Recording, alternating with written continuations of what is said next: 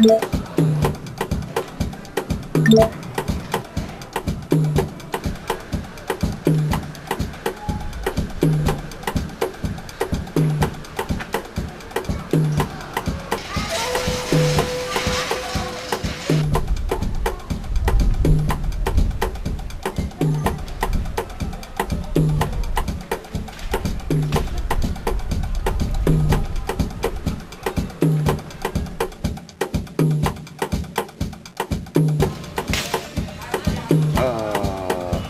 يمسيكم بالخير يا قرايبي.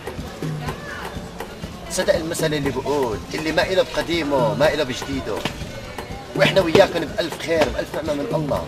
بس بدي احكي، احنا هلا موجودين بحارة القنيون حاليا، لكن اذا رجعنا لشي 50 60 سنة هذه الحارة كان اسمها حارة التوتة.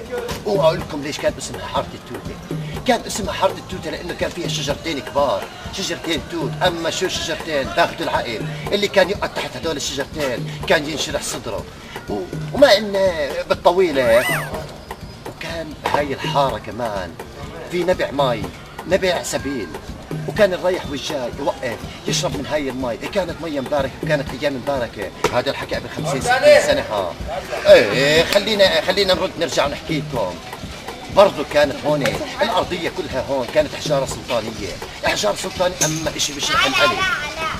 سؤالي لكم بهاي الحلقة تحكي، اول عيلة سكنت حارة التوتة، وثاني عيلة سكنت حارة التوتة، وثالث عيلة سكنت حارة التوتة، شو كانت اساميهم؟ ايل ايش؟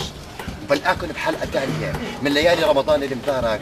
بقول لكم طابت ليلتكم وتصبحوا على الف خير. يا الله شو ايام مبارك.